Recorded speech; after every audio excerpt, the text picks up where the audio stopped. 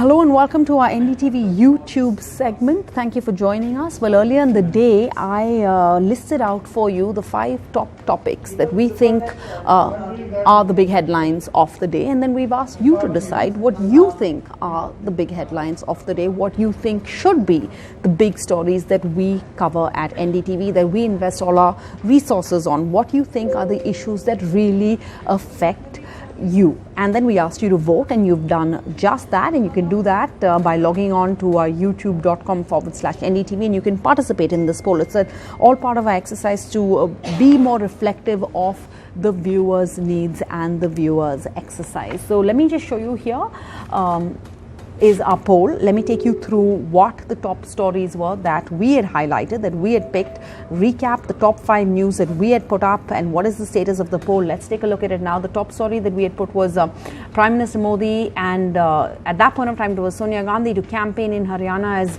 this the campaign, the election reaches this last leg. We're just down to the last few hours before campaigning is called off. Polling is going to take place on Monday. Counting of votes is going to take place on Thursday in these 2 big states, these 2 crucial states, Haryana and Maharashtra. That was a big story, one of the top stories, the big political story, of course, of the day.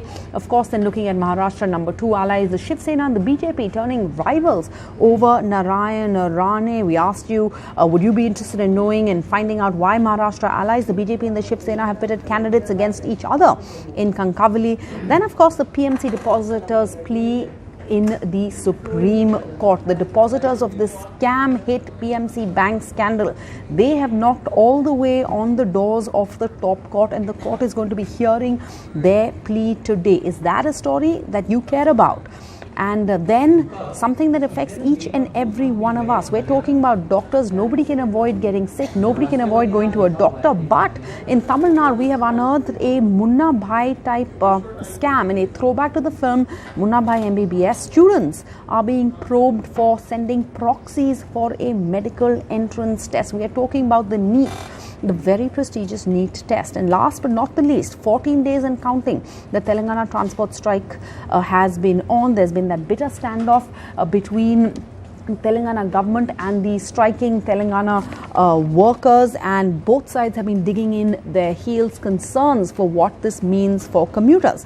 So here we are on youtube.com/NDTV, and here are the results of the poll. So the topic that most viewers are most interested in, I could have guessed that, the PMC depositors crisis in the Supreme Court. So 66% of you have voted for that. You're saying that's the story that affects you.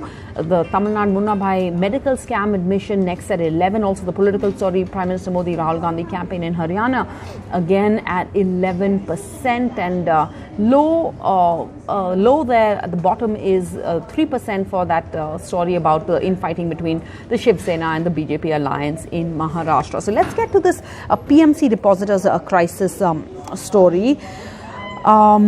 Let's go across to Sakshi, because Sakshi, yes, this matter is being heard in the top court today. The scam hit depositors, having a horrible time this festive season. All of us want to enjoy Diwali, buy gifts for our friends and our loved ones, and they're really living in an era of darkness right now. They've gone all the way to the Supreme Court. They're taking their problems and knocking on the door of the top court to get some respite. But this has become a political issue, because yesterday we heard the former Prime Minister Dr. Manmohan Singh saying that the government, both in Maharashtra and at the centre, the Modi government, they both need to actually address the pleas of these scam hit of the victims of the scam hit PMC bank scandal. But the big headline really of yesterday's Dr. Manmohan Singh's speech was him saying that we're not going to reach that $5 trillion target. The Modi government, Prime Minister Modi, has made this ambitious target, $5 trillion. We're going to reach that by 2024. And the former Prime Minister, an economist, is saying that doesn't look possible because of the economic indicators that we've seen come out of the government itself over the past few weeks. What are these indicators is he talking about? Well, Sarah, the most recent indicator has of course been IIP clocking a contraction of 1.1%, which essentially means it came at minus 1.1%. Yeah. Now this is the lowest in over 6 years.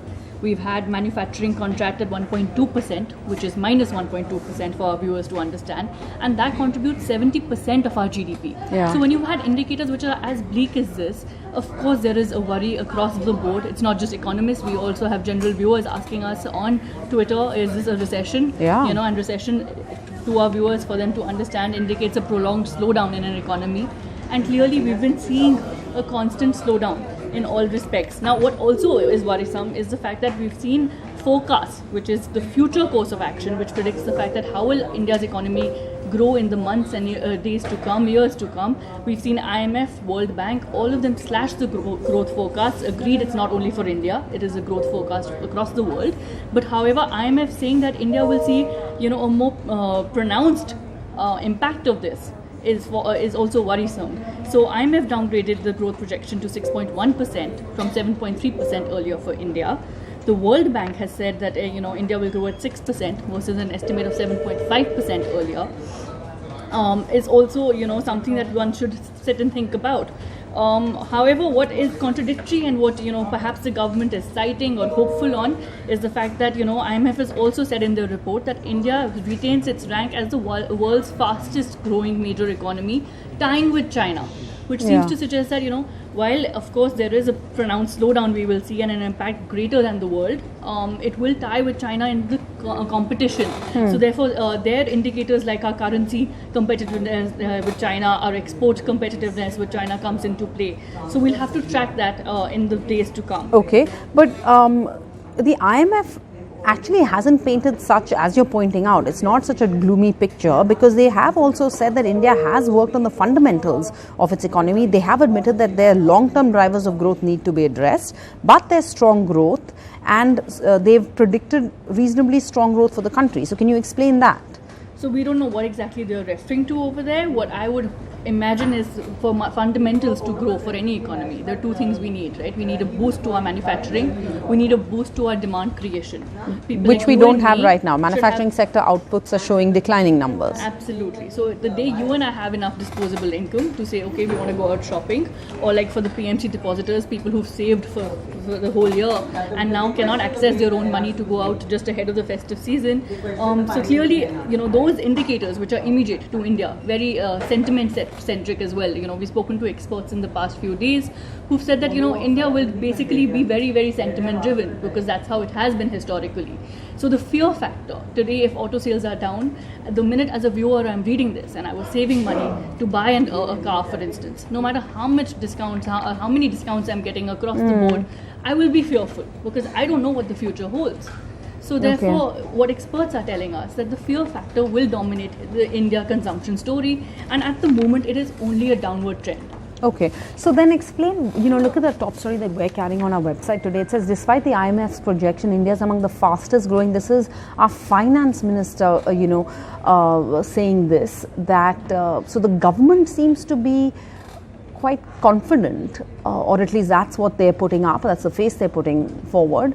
Where is the government, you think, getting this confidence from? Are there also studies that have been done that show a different picture? Are there numbers that can be read differently of these same reports? Because these are studies that have been put out by the government. So yes, that is, odd, because we don't know where they're getting these statements and this confidence from. Of course, they sound very confident, as you said, but all the data points that I've read out to you, Sarah, point a bleak picture. We've also had auto sales clocking a slowdown of over 2 decades. We've had retailers telling us that, where we were selling 20 pieces a day, not even one customer is coming into our stores. So we've heard a bleak scenario across the board. We've heard, FMCG majors telling us that there is a slowdown, biscuit players coming up to us and saying that, where people would at least consume the necessities, now they're even hesitating to do that. So I don't know where they're getting this from. Perhaps one of the indicators we could refer to is what I mentioned earlier, where they're perhaps thinking that, in the report they've been cited as one of the world's fastest growing major economies, and so they're seeing this competition with China perhaps as a high point. However, in terms of our manufacturing, our auto data, our financial data, our fiscal deficit, to the extent that some of them are saying that, it is really important, IMF chief Geeta Gopinath saying that it is really important for India to keep fiscal deficit in check, even though its revenue projections look optimistic. So I think there is the devil lies in the detail, and perhaps we are just not looking at the detail right now. All right, thanks, Sakshi. And then I can just tie this back to the other story that the viewers are most interested in, the political story, the campaign that's on in Haryana and in Maharashtra. So the question is, are the voters going to keep this in mind, keep the economy in mind as they go to the polls on Monday, or is it going to be about the other issues that the BJP, the government is playing up, national issues, Article 370, etc., nationalism, or are they going to focus on local issues? That's, of course, the other story we will be watching out for. But thank you for voting and giving us an idea about what matters to you and what stories you think we should be focused on. And now that we know that, that's exactly what we're going to do. Thanks for joining us. Bye-bye.